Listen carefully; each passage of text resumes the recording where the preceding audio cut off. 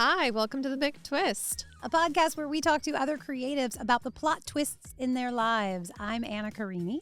I'm Angela Trevino. And we are here with our guest today. We're so excited. Welcome. Hi, welcome. My name is Lauren Chavez-Myers. I am a TV development executive with Hasbro Entertainment. I'm so excited to be here. We're so excited to have you. Yes, so We haven't excited. had a development exec yet. I'm so excited. It's our first one. Love to represent. We are so excited to talk to you because we've been friends for a bit here. We go hiking together. We are part of a hiking group. And this is such a different dimension to our friendship, right? Where we're actually going to be able to deep dive into your life in a way that we haven't on our God, hikes. what are we going to ask her? You're going to sound so intense. Lauren, get ready. Which is funny because we already have deep ready. conversations. I know I haven't been on a hike in a while, but we've had some deep conversations on our hikes. We sure have. Absolutely. That's true. Yeah. That's true. Yes, We've already we gone like to there. go deep. Yeah, We've this already is gotten part there. of the friendship. For sure. So we like to start with a rapid fire series of questions. Okay. The first one is, what is your favorite TV show? If ANDOR. It's ANDOR. Really? A lot Yeah. of people are saying that right now. Yeah, it is. Huh. I work a lot in the genre space, and it's just does such a beautiful job of throwing a political thriller that feels also oddly timely in a Star Wars show. And like, I think Tony Gilroy was just so smart in how he crafted that thing together. So That's I could talk about that show all day. That's really cool. And I'm not even that big of a Star Wars fan either. So Yeah, Huh. that's the thing that's so surprising, right? Like it's bringing in a lot of non-Star Wars fans Yeah. into the space. yeah. That makes me want to watch it. I haven't watched it. Did I just ruin the rapid fire question? Is No. it more like, okay. No, that was perfect. That We was tend to great. do this where we elaborate sometimes on the rapid fire It's not like question. the Vogue. If you watch the Vogue one where it's like you got to spit it out in 2 seconds and then he comes back with a million questions. That guy's amazing. You ever watch that one, the Vogue 72 questions? No. Oh, and he goes into people, it's celebrities, he goes into their houses or they're like on an adventure somewhere. Like I think Jennifer Lawrence's was mini golf. And he was like mini golfing with her and he rapid fire Oh, that's asks amazing. 72 questions and the people have to answer off the cuff immediately. I'm pretty like, sure that's something quick. rehearsed. That has to be because It it's has like to a be, walk right? and talk. It's and a there's walk just and like talk. bloom, bloom, bloom. Lizzo's, no cuts. they went all through her house. Like it was just like, and I was like, this is insane. This guy Yeah. is amazing. Yeah, and oh my gosh, it like you have to break down at some point, right? To get to the space of just like, here it is. Can't Mhm. judge it, just keep going. mhm, And Yeah. I bet But some we're not embarrassing. that. I want Vogue to comment on this video and let us know if they rehearse the crap out of it. Yeah, I 'cause wanna I know have a too. feeling. They're not going to tell us. Another question we like to ask is, what are you curious about currently? I think I'm curious about, I think there's several things. We're in a really kind of like unstable moment, it feels like. I think globally, I also think like in our industry, everything just feels a little rocky, a little bumpy. And that to me is also when I think new things are rebirthed out of that, right? And so I'm just so curious to see like who are the next crop of like great writers coming out of it, because I look at amazing showrunners like and filmmakers like Drew Goddard and Liz Meriwether and Lauren LaFranc, and I'm like, who is the next crop of people that are coming out of that? And they're gonna have really different points of view. They're not going to be like those, filmmakers I just mentioned. They're going to be, they've come out of COVID. They've come out of the writer's strike. They've come out of a lot of different, I think, like big epic moments in our just like society. And so I'm just very curious to see what they have to say and what their point of view is. If you could be any animal, what would you be and why? Ferret. I love that. I love that too. Why? It's just my favorite animal. When I was in first grade, we had to do a project on just like any animal, and I discovered the black-footed ferret. Like I saw it in a book, and I was just like, "This is a weird-looking creature. Let me investigate." And like by the following year, I got a ferret as a pet, and they're just these like crafty, fun little creatures that are just all about, like they just play nonstop. And I don't know, there's something freeing about the lifestyle of a ferret. Have you ever thought about having a ferret since you love them? I want to get another one soon, but they smell. Oh, I didn't know And that. yeah, they're very stinky, especially the males. That's not And great. yeah. And so every time I bring it up with my husband, he's like, I don't know about that. So one of these days. Hilarious. Yeah, we'll get one. When you find a non-smelly ferret, maybe. Yeah. Or you know what? You just got to embrace it, I say. You just got to be like, this is what it is. I love you for all that you are. Oh. And we're just going to. And become immune to it. I know, which I did most of the time. With my How long did you have a ferret for? Like 8 years. Oh, wow. Wow. Yeah. Long time. She, Oh, it's a she, so she didn't smell as bad she did not smell as bad. But as the males. still stinky Okay. at times. That is such an original answer. I love That's a it. great one. What is a vice you have that you would like to give up? Diet Coke. Oh. Do I want to get, here's the thing. Do I want to give it up? I probably should. I probably should. But yeah, But you love it. it's Diet Coke. How bad is the habit? Like one a day? I feel like that's perfectly acceptable. No, it's not even that. It's like 2 or 3 a week, I think. Like I'll have one. Oh, I only go okay, into the that's office one sporadic. day a That's week. not that many. Yeah, that's not that bad. Okay. Yeah. But We're I still judging feel you. bad. That's not a vice. That's not a vice at all. I'm kidding. Our producer We're John just enabling said you. we're enabling the habit. That's really funny. All right, last rapid fire. Okay. 2 questions. Okay. What is your biggest strength and your biggest weakness? This is like a Um, job interview. I know. I think oh man, the strengths ones are always hard. I feel like I can like list off the weaknesses. That's why I'm in therapy. I would say that I'm a hard worker. It kind of falls in line with like my weaknesses too, which is like I'm also a perfectionist. And so I can get focused on details that are sometimes not important and sometimes lose sight of the bigger picture. But like at the end of the day, like I try to get things like sent off, like, you know, in a good package to whoever it is it needs to be. There's a lot of, this isn't my job especially, but like there's a lot of like, I take things and I pass them off. You know, there's a lot of like assembly. It's not an assembly line, and there's a lot of like going back to people and then checking in. So I just like to, I think I work hard, but I think I get a little lost in there sometimes too. But that is very important in some regards in your job, right? Because it's like, as an exec, you don't want to send a note with a typo in it to a writer. Yeah. It's like, well, my exec can't write. They committed an atrocious typo here.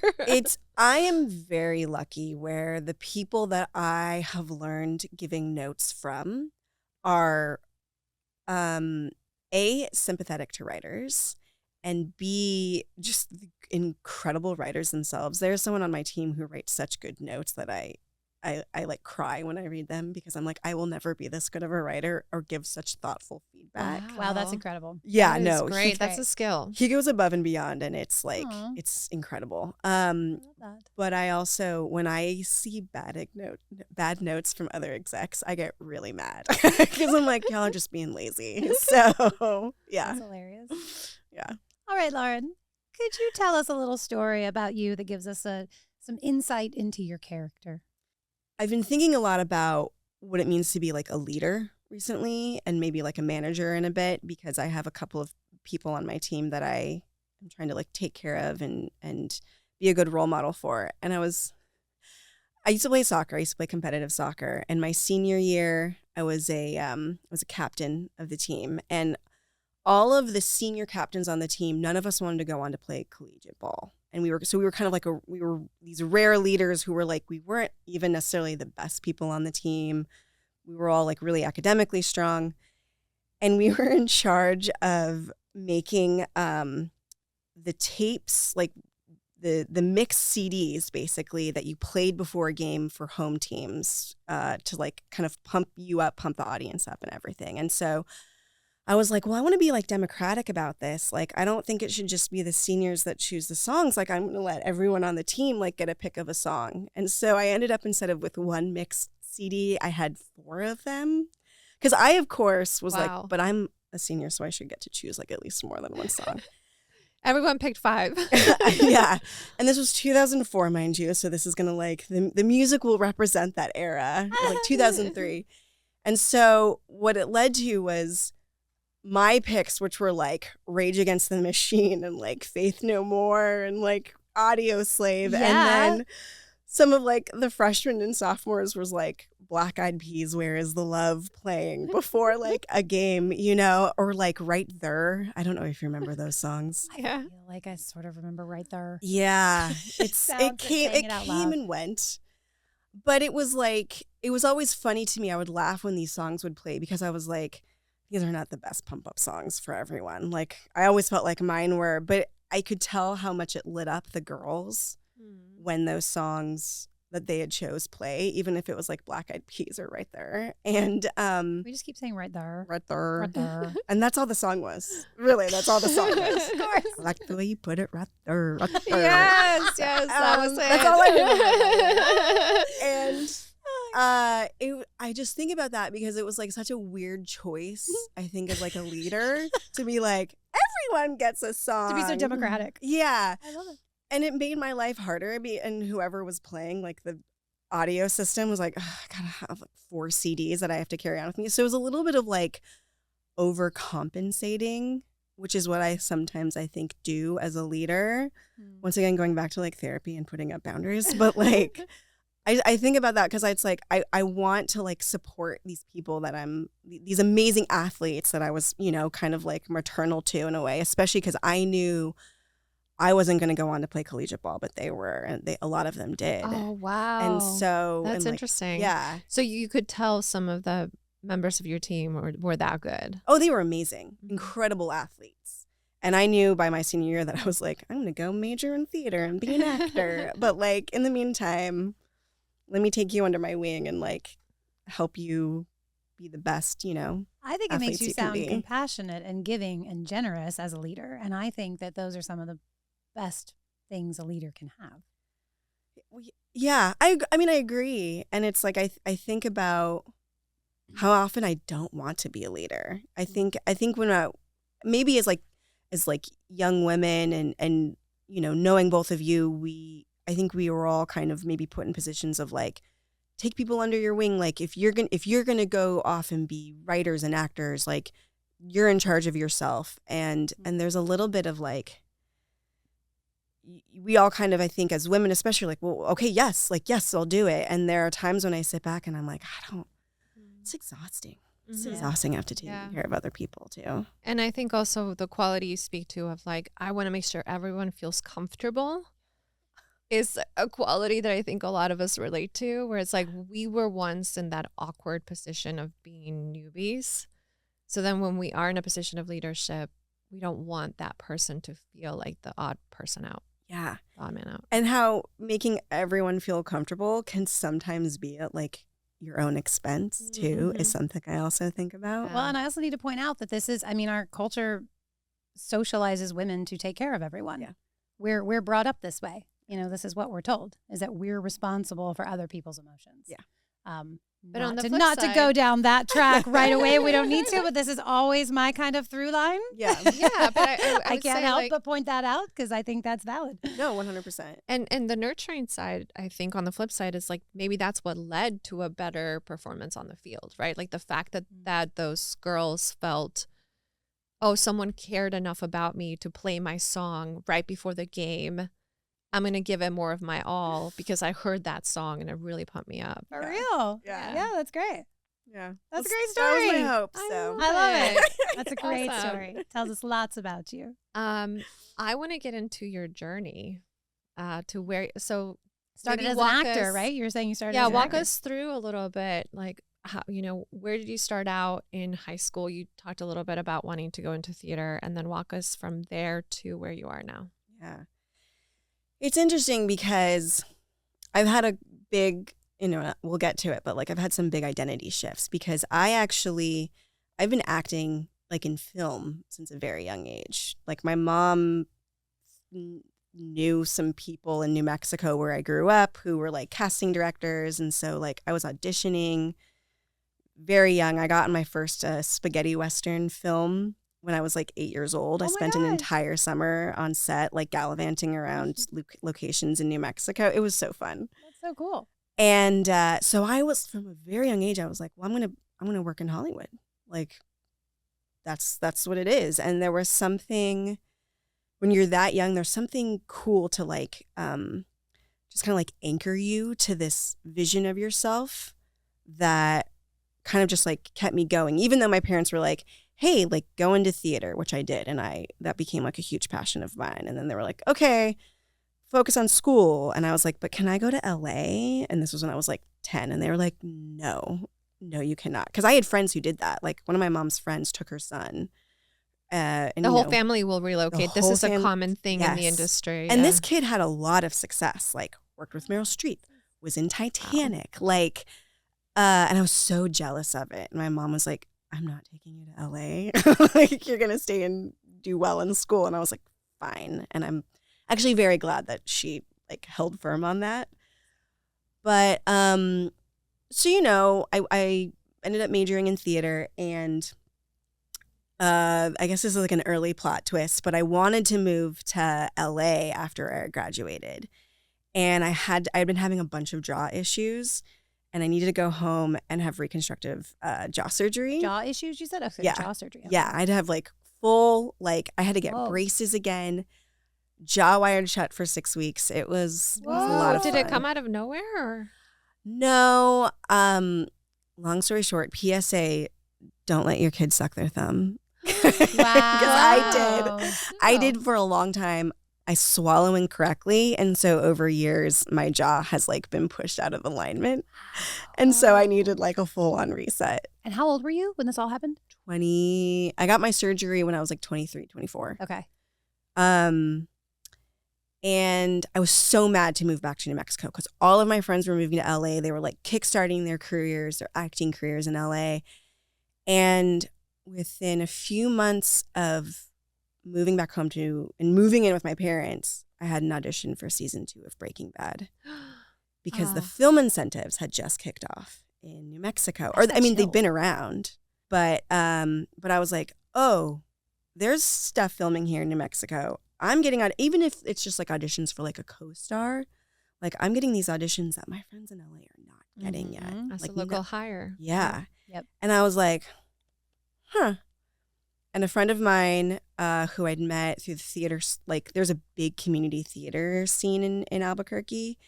And I met her through that scene, and she was like, hey, I'm starting a theater company, but I want it to be like a professional theater company. Like some equity actors are moving out from a company that I worked with in Virginia. Like this is like a serious thing. We're going to pay people, big deal. And I was like, wow. I want to be a part of what you're doing. And so for the next 8 years, I was auditioning, I was booking. It took like 3 years for things to really start to take off, but like started booking work, like had a recurring role in a TV show, was like played Michael Peña's wife, worked with Gary Oldman. Like I was like all out of New Mexico. All out of New Mexico. Wow.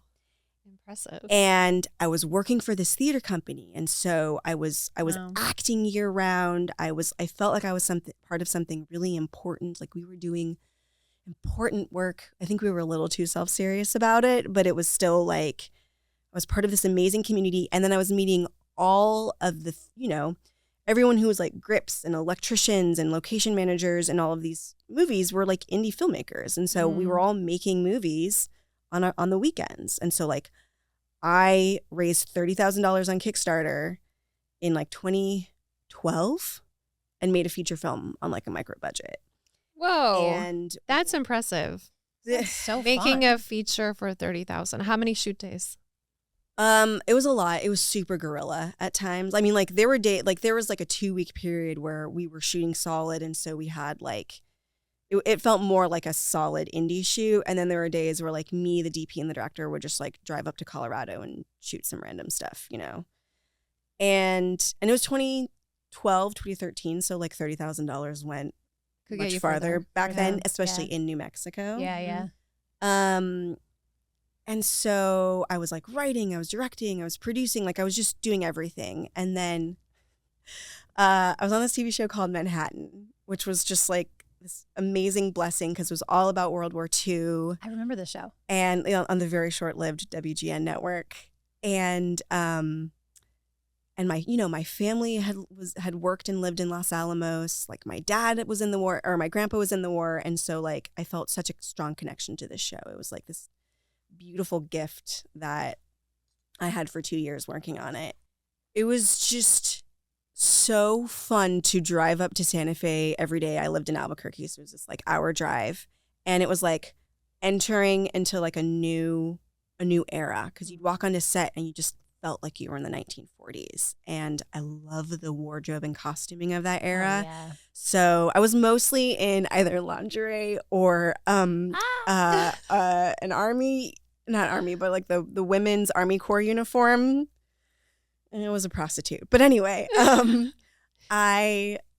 getting my hair done. It was just delightful. And my grandpa served in the war. My great uncle was in the Navy, and then he came back and worked at the labs.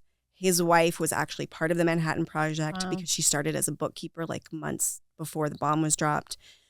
And so I just had this incredible time. And what started as like what I thought was going to be 2 episodes, they just kept writing me back in. Amazing. And this is where I was like, dream. Yeah.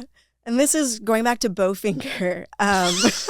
I love how it all ties back to BOWFINGER. Oh God, what's her face's character? The blonde one, the actress, Heather Graham's character. You know, she comes out to Hollywood and she quickly realizes like who she needs to know to like climb her way up the ladder.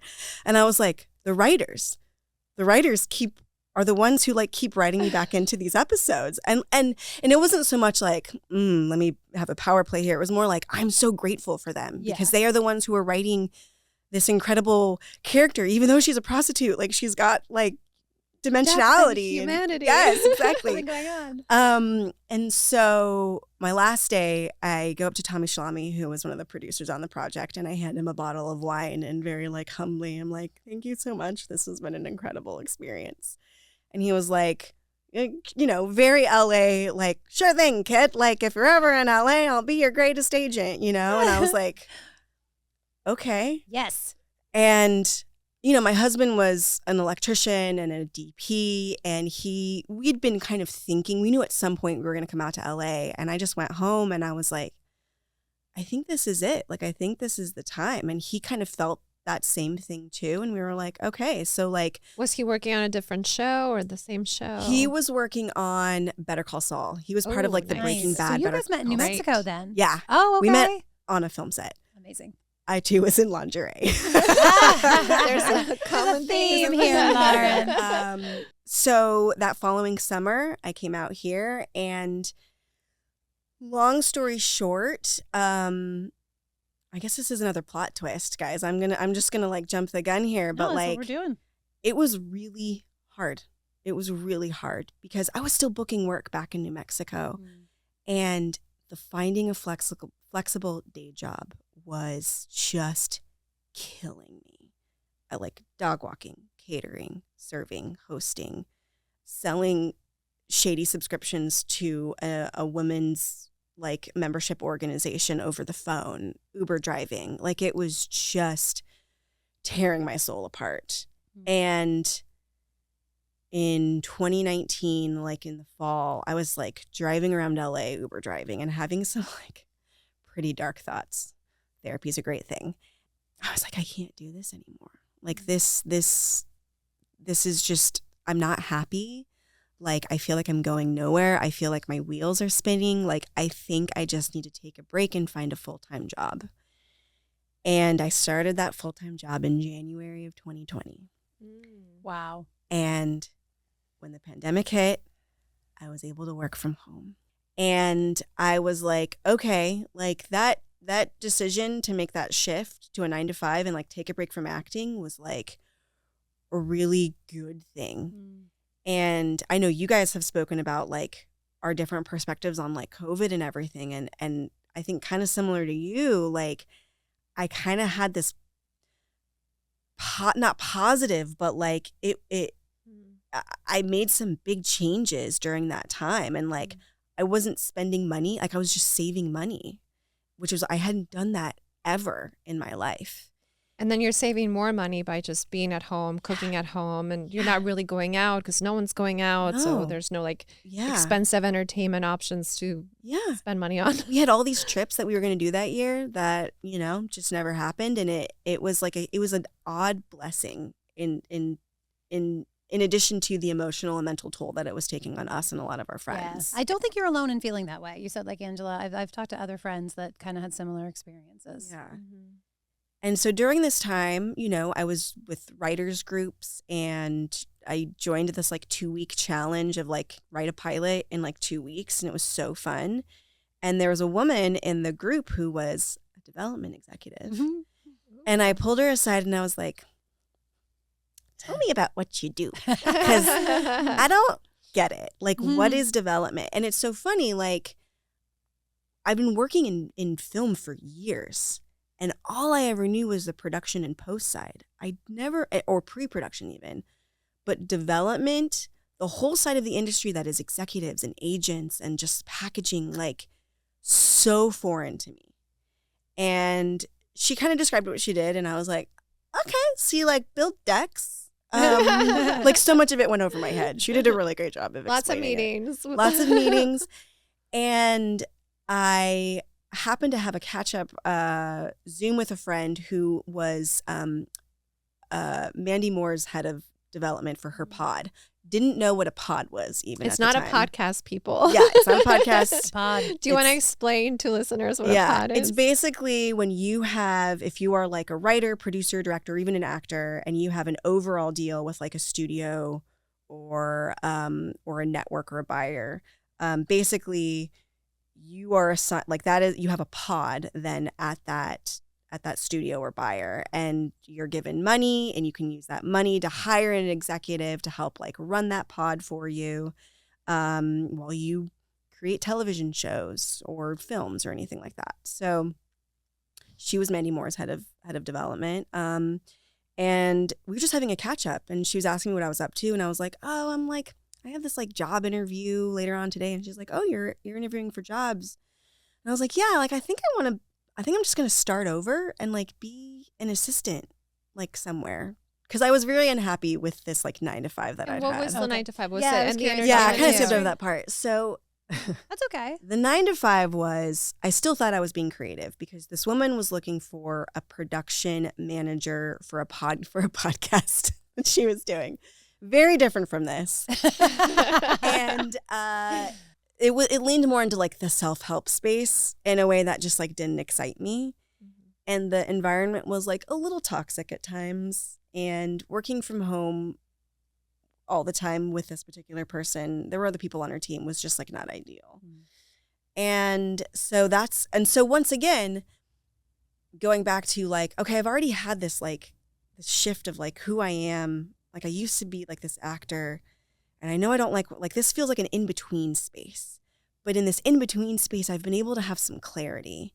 And I was like, I know I don't want to go back to acting, but I still want to be creative. Like I still love being creative.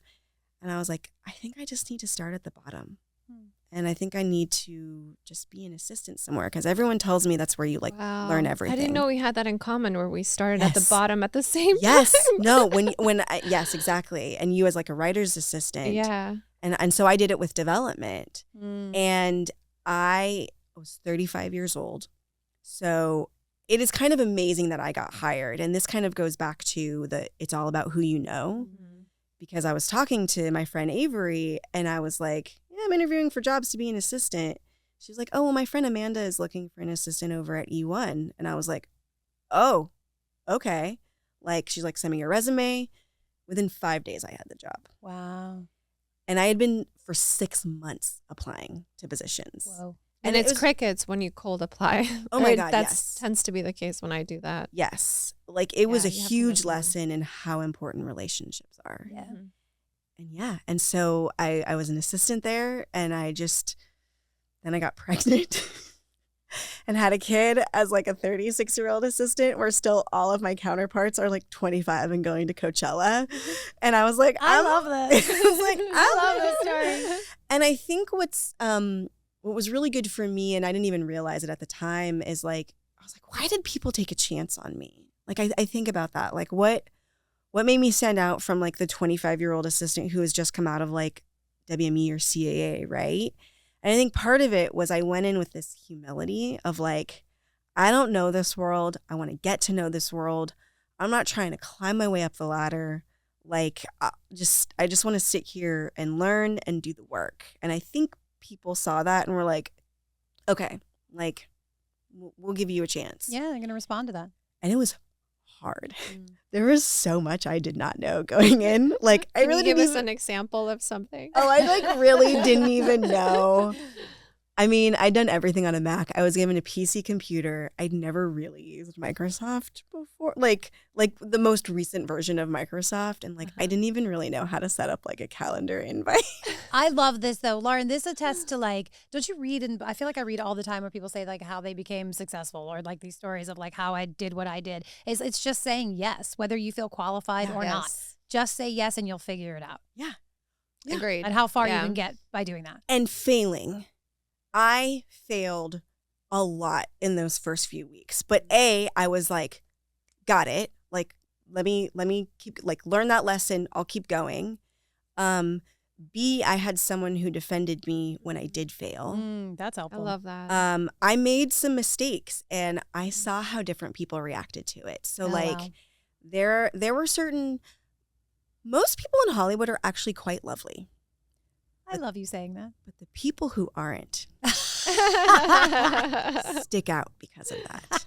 Yes. And That's a good way to look at it. Yeah. And so when people were mean to me or really tried to blame me for mistakes that I genuinely made, but were like kind of went above and beyond in their cruelty about it, A, my boss came to my defense and I saw that and I have so much respect for her for that.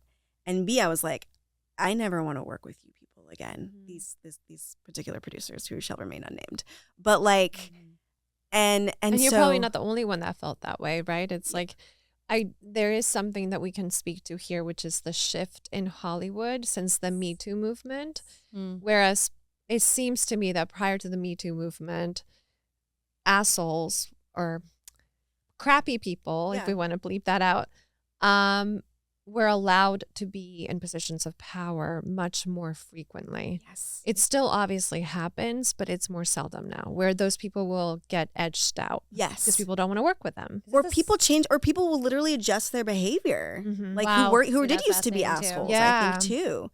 And is this the same time as Pay Up, Hollywood? Or Me Too and Pay Up around the same time that they started taking off the assistants? More or less. I think Pay Up was a little after. I feel like it was too. A little after, yeah. But this was all around the same, this was maybe like a couple years after the fact. So this is like 21, 22.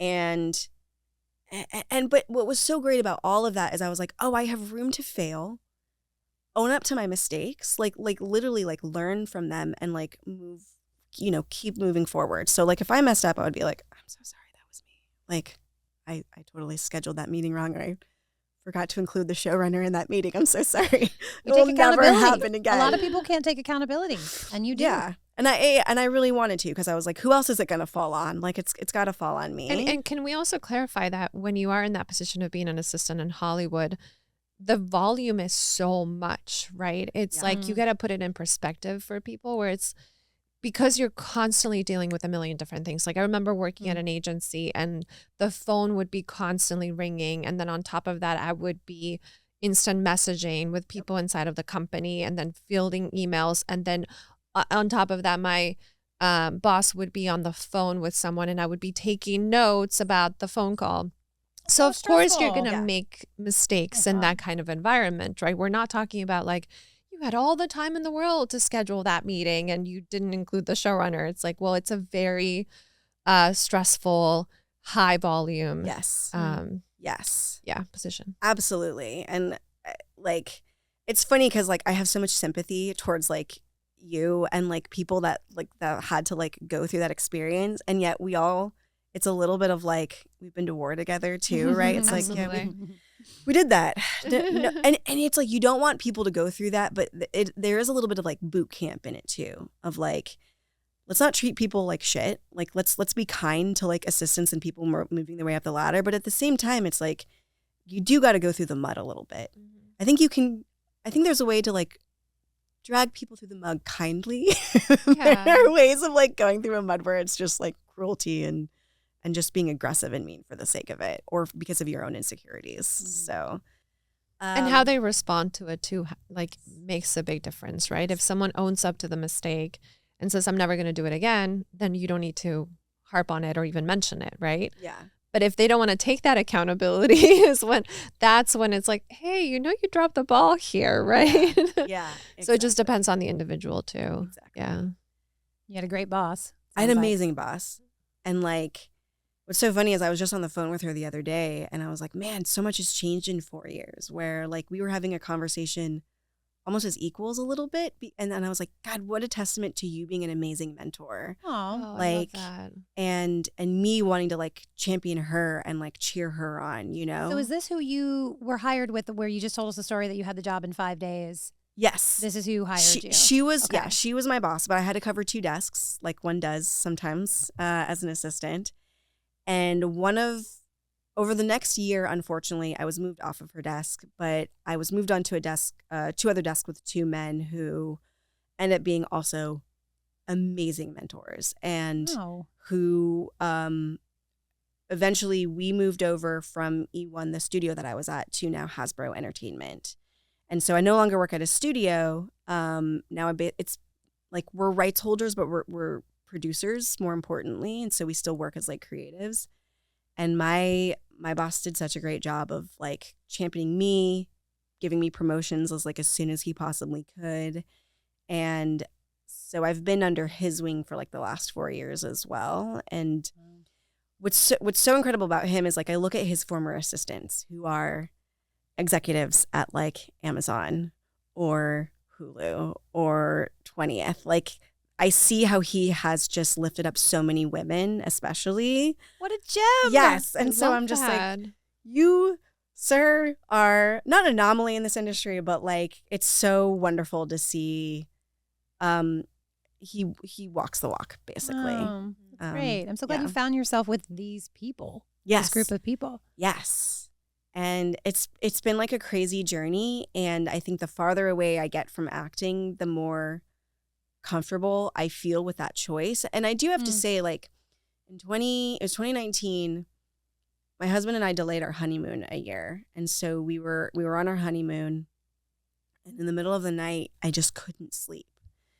And I just was like, I started crying because it was the realization that I was like, I really need to let go of this dream that I've had since I was like 7 years old. Wow. I'm gonna like tear up at this because That's going really back to like hard. identity, I was like, I had known since I was like on this Western as a 7-year-old that like I was gonna work in Hollywood. And I guess I had this fear of like, that's not me anymore. And so it left this like open gaping wound of like, okay, well then who am I? And just that struggle within myself, that fight of like, my identity has just been like shattered over the last like few months. And it was gut wrenching and also at the same time the best thing that could have happened to me because I was like, okay, my mission is make money, find stability. And then once you find that, then it's like, okay, now I have the clarity to be like, okay, what's next?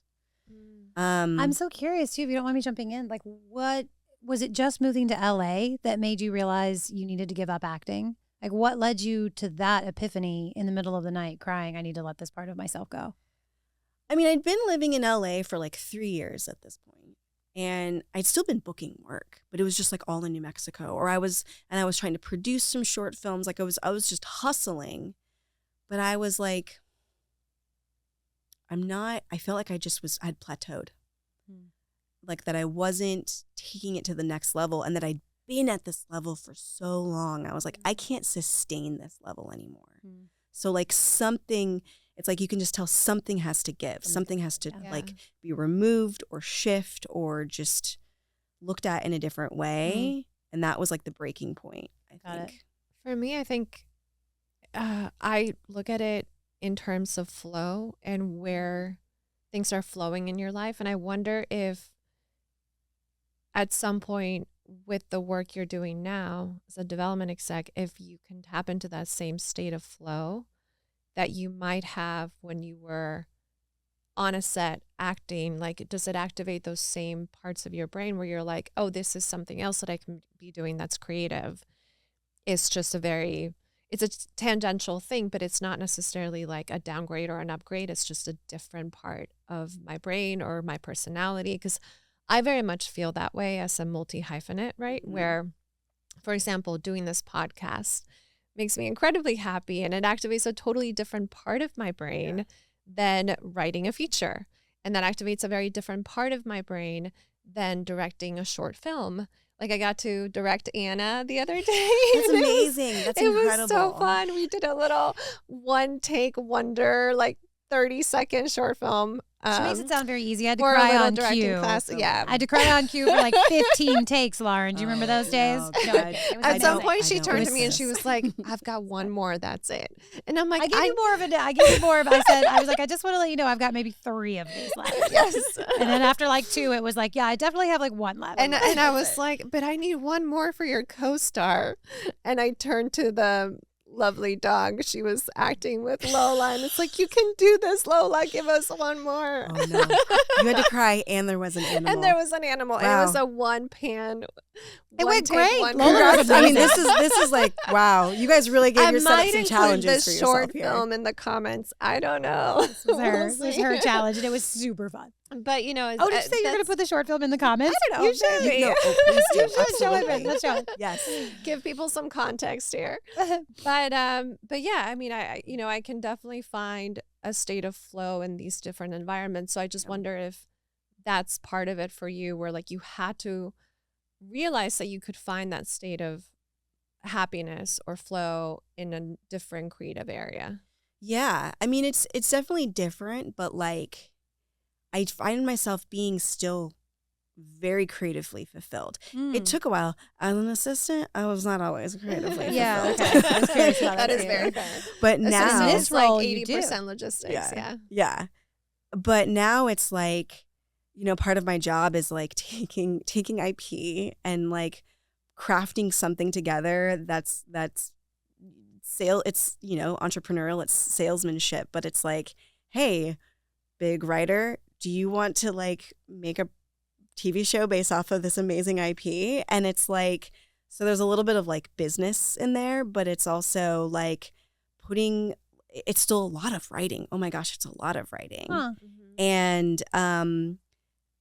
And I actually really love giving like notes and feedback on scripts. I love being able to read scripts. I read more and watch more TV as a development executive than I ever did as an actor, Wow.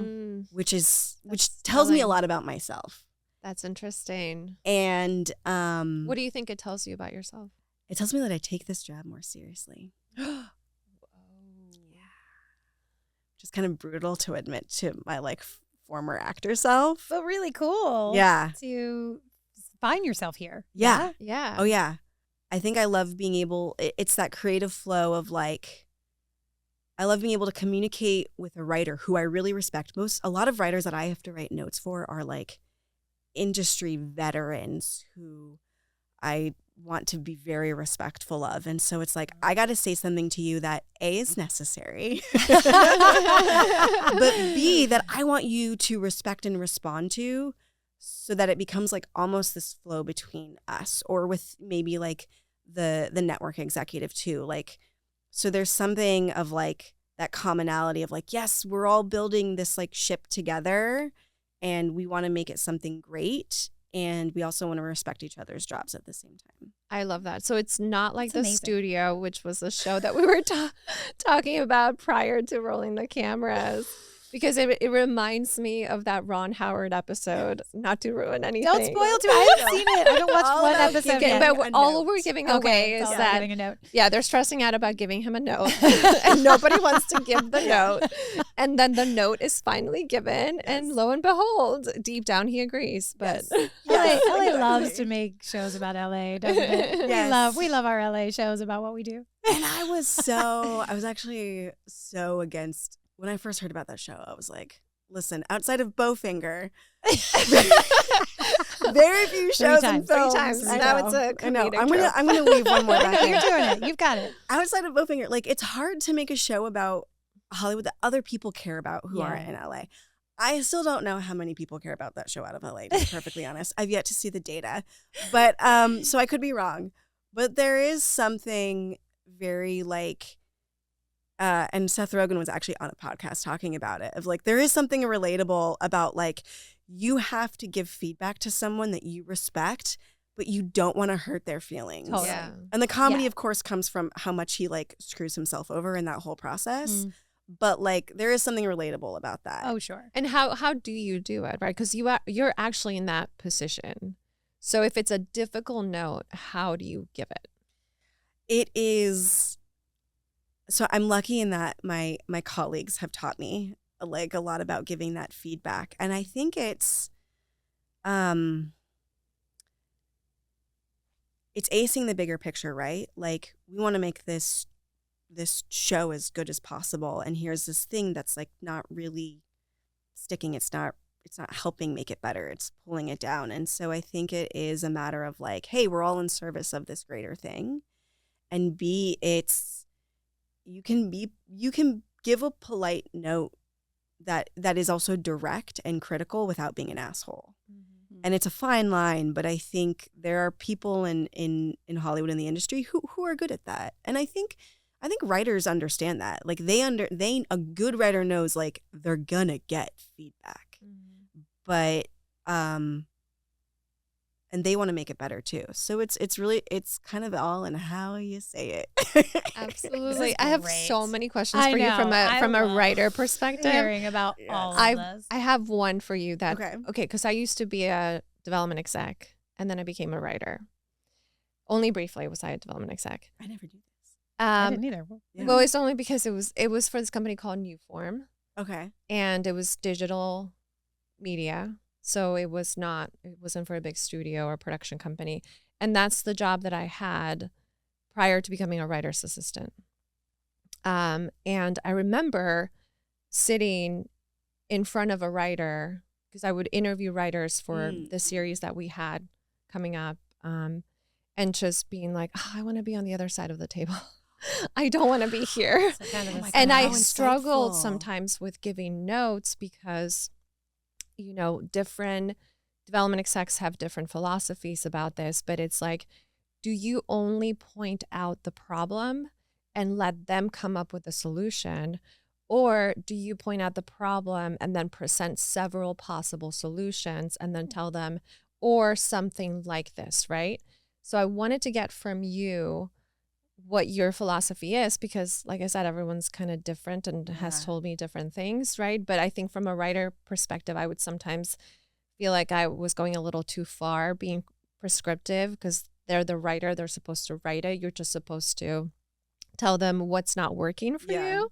Anyway, if you can give us some context there or your opinion there. First and foremost, props to you for like listening to yourself on the whole, like, I want to be where you are, because I think a lot of people don't do that. Yeah. And I think that's so important in this industry, especially. But I'd say, first of all, I'm a firm believer in the shit sandwich. So you always want to start off with like, hey, this is what's working.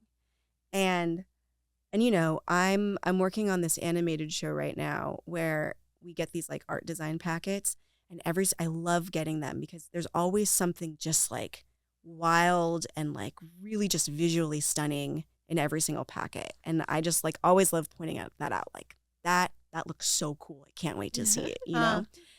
And then I try not to be too prescriptive unless I feel like it's absolutely necessary. But I think you're right in that it's up to the writer to decide like this is a What they're gonna solution, take. right? It's more so like, hey, this is what we're missing, or this is what we're craving, or this is just like what's not working right. And I think it's a lot of like asking questions.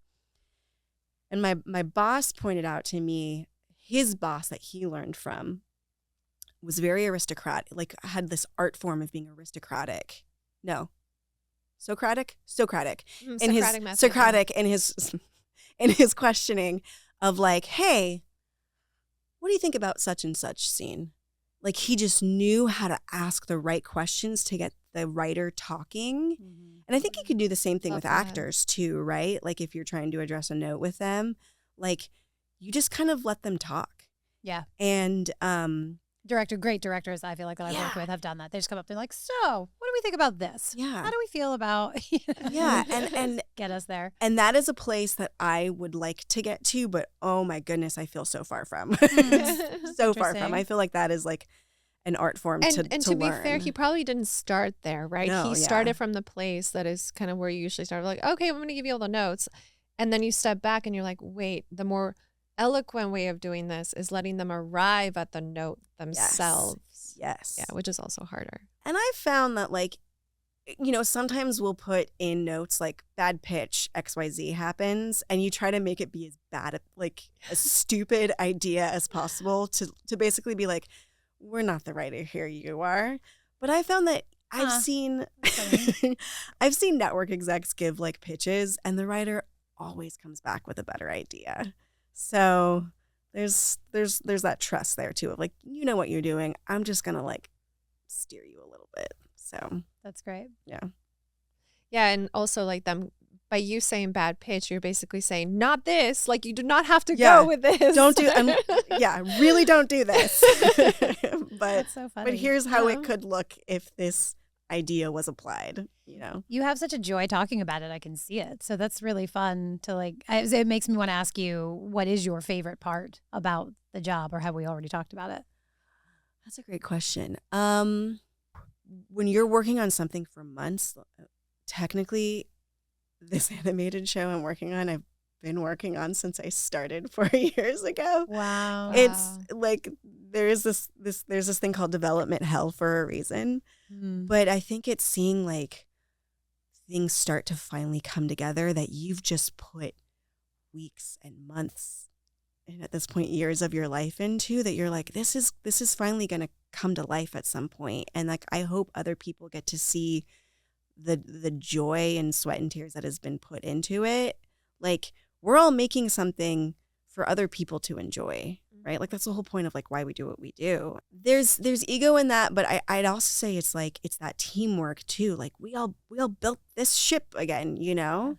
And there's something, I think that's just really awesome about that. That's cool, being a part of the collaborative process of you all making something. Yeah, and it's like, I don't have to be the writer on it or even the actor on it. It's more just like I contributed my part to it, and I'm just happy to see it finally come together.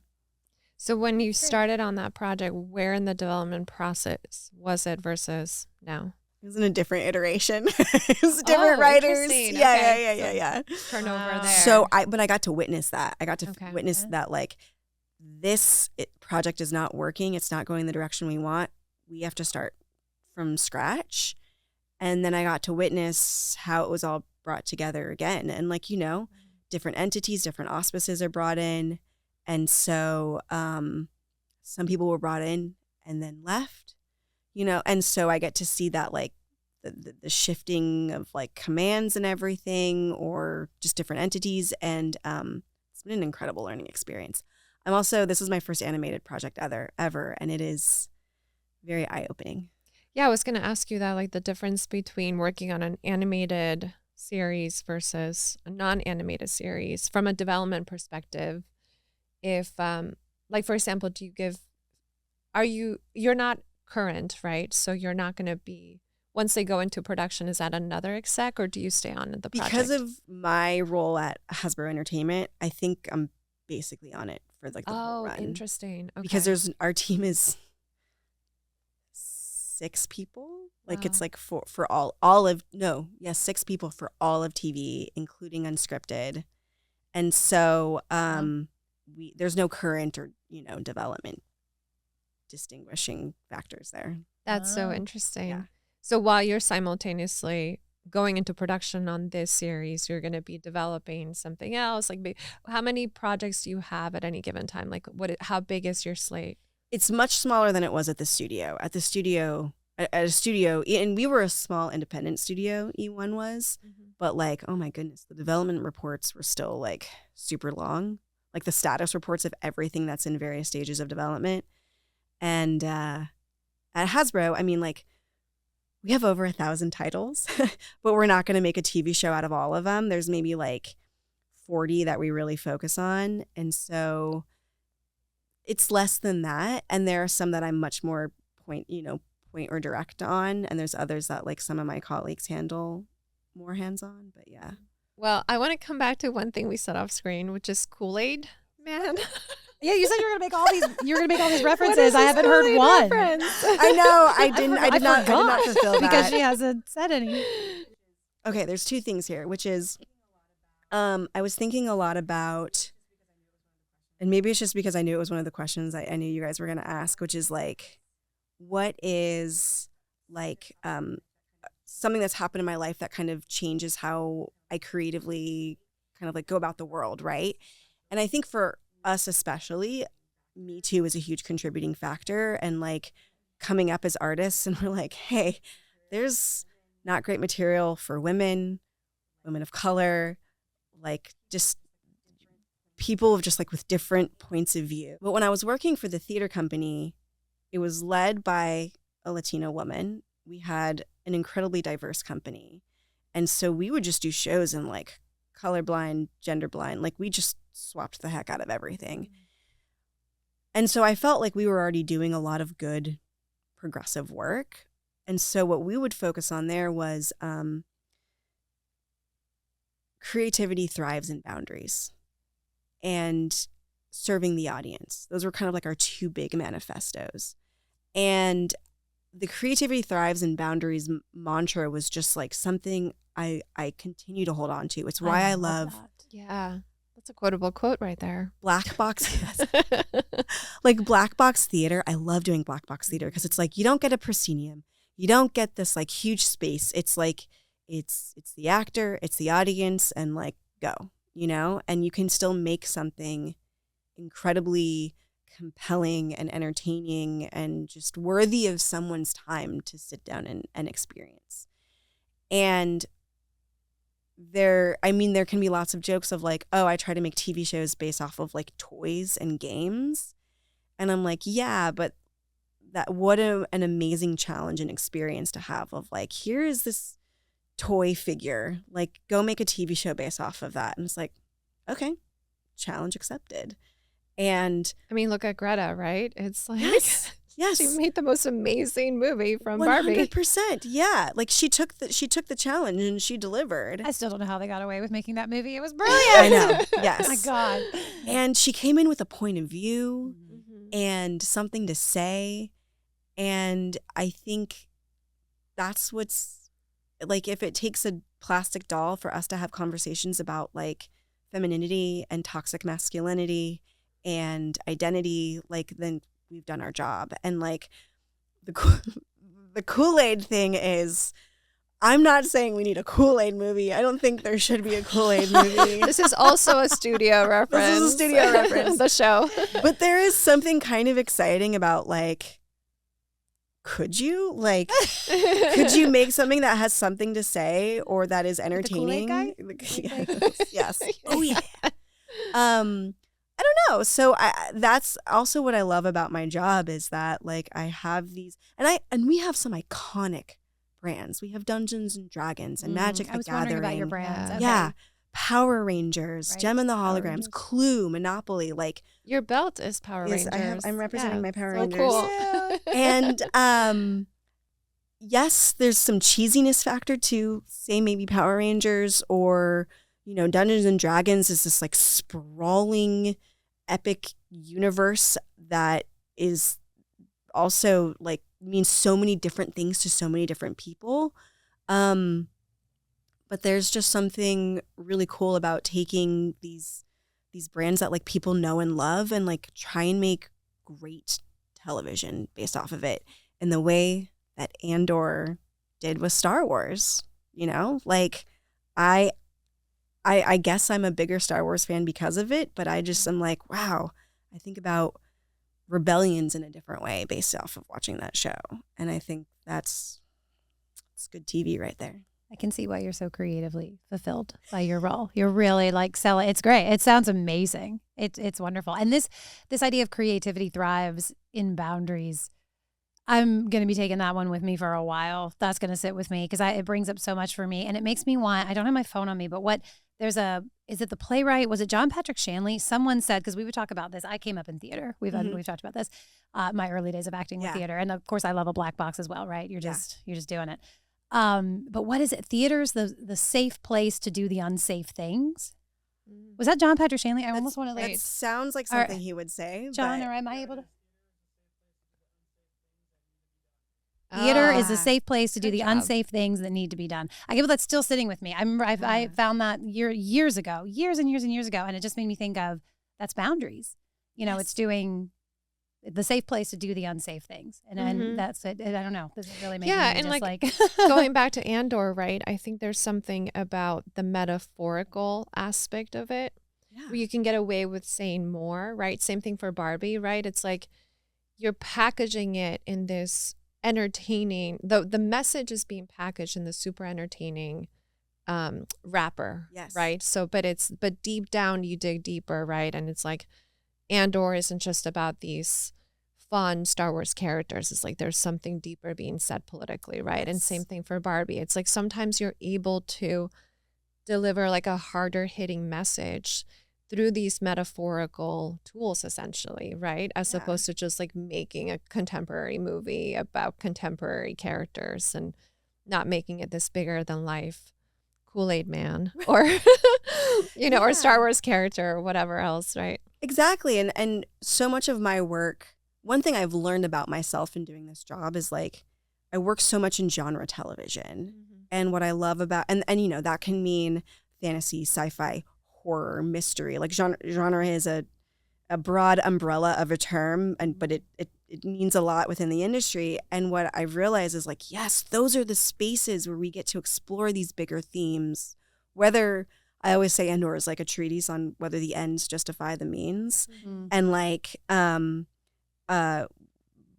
obviously, of course, with what Barbie did too. But like I look at some of our stuff and I'm like, oh man, this would be the perfect opportunity to explore what masculinity means in like 2025, and it's through a toy, or capitalism, like we get to like look at these really cool subjects through genre TV, and like, and people, I think people love that, and I think people gravitate to content like that, which is why they gravitated towards Star Wars in 1977 in the first place. Yep. Is there a property of yours that you would love to see developed into a series or feature that you can talk about? We call it our sleeping giant. We have a property called Gem and the Holograms that is, yes. Oh my God, I remember Gem and the Holograms. That is like, I love seeing your face like oh my God, that is bringing back some old, that is amazing. Gem and the Holograms were something else. Yes. They were wild. They were actually created to kind of like go up against Barbie's perfectionist standards. They at that were, time. weren't they? They were rockers. They were women in power. The Misfits. Were the Misfits the villains? The Misfits were the villains, who I think a lot of people had as their favorite. I don't know this property. I have to go Google it. Yes. It was a cartoon in the 80s that actually beat out He-Man and Transformers. Whoa. And God, in its was heyday. it that popular? And it over-indexed with boys too. Like it was that popular. Wow. And if you think about cartoons at the time, like there were so many cartoons were for boys that featured adult men. G.I. Joe, Transformers, He-Man. But so many cartoons for girls still featured young girls. And so Gem and the Holograms was one of the first cartoons for girls that was like, we're going to show you adult women who like have jobs, and there's a whole like foster care house too. And then Gem also runs like Capitol Records. It was a lot of kitchen sink. But you know what the cornerstone of that show was? AI technology. Whoa. Because way there was before its time. Yes, there was this character called Synergy, who was this technology that our lead character's dad had built. And she is the one who gives Gem and the Holograms, which is her band, her rock band, the the technology to appear as holograms and perform as these like amazing musicians. And it's all about, and so it's kind of what Hannah Montana was based off of, was Jem, because there's Jerica, and then when she uses synergy, she becomes Jem, this like alter ego, confident, God, you know, a very like brazen woman, and Jerica is a little more self-conscious, a little more introverted. And so the show's all about dual identity. It's about pop stars, which is very much like, if you look at Taylor Swift and Chappell Roan and Billie Eilish, like pop stars are like, female pop stars in particular are very much like, and Beyonce are like embedded into the zeitgeist right now. And then you throw in AI technology, and there's something I think just really cool to be unwrapped there, and like just so much more zeitgeisty, maybe even more than Barbie. I can't wait. Yeah, to see I had no that. idea that it was this like. It's so layered. Yeah. Yes. Wow. Yeah. That's really cool. So that's something. That's so something I'm really excited about. And then you're going to get bombarded with a million pitches for this. Yeah. I'm hoping by the time this podcast comes out that we maybe already have like a showrunner attached, and we'll be on our way. So incredible. Yeah. So awesome. Wow, that's really cool. Yeah. Is there anything you want to leave the listeners with? Is there any sort of like imparting advice, or just anything that you're thinking about, anything that you would just like to leave, if you want people to leave this interview? Yeah. Well, I'm assuming people who listen to it are like wanting to be part of this, you know, part of this industry and world. And I'd say one is listen to yourself the same way you did when you were sitting at that table talking to a writer. I'd say, and like really listen to yourself. Therapy. And I'd say, remember that this is still a business. Mm-hmm. So like, oh my God, keep writing, keep acting, keep doing the creative work. But everyone I work with, every creative I work with is still a business person. They're still pitching me. They're still selling things to me, and vice versa. But like that entrepreneurial spirit is still so important. And so like, if you're in college, minor in business or take a few business classes. Just really learn what that aspect of the industry is, because it's only going to help you. And I was kind of so snobby about it when I was younger that I wish I'd listened to myself about that, or listen to other people's advice on that. And Yeah, to that point, it's like, know how to sell yourself, right? Yeah.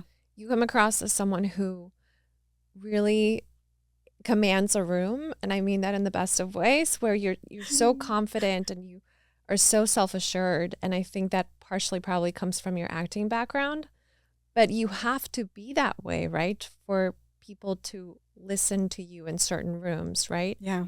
Even if you don't 100% have it figured out, you have to have that projected confidence when you give a note, etc. Right? So there's a little bit of fake it till you make it. Yeah. In that too. One. Yeah. Yeah, that's so great. BOWFINGER. And cut. I can't do Steve Martin's full, like every time he like bend over and it's like cut.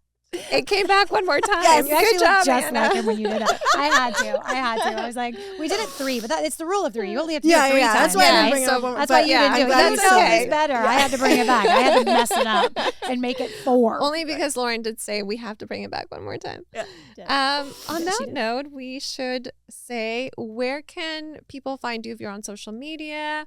Or I guess you might just be on LinkedIn. Like, I don't know if Yeah. they Want want to people to find find out you? more about Yeah. you. Where can they go? No, LinkedIn's probably best at this point, unless you want pictures of like babies or political messages on Instagram. So yes, Lauren Chavez-Myers on LinkedIn is the best place to find me. Wonderful. Thank you so Thank you much. so much, You have been Lauren. delightful. This was great. Awesome. This is so great to have you. Ah. Hey, everyone, if you enjoyed this conversation, please hit like, subscribe, follow us. It helps the channel. Whatever platform you're listening on, we're so happy to have you. Thank you for joining us. And thank you, Lauren. Thanks, so great to Lauren. have Thanks you. so much for having me. And hopefully we see all of you next time. Bye.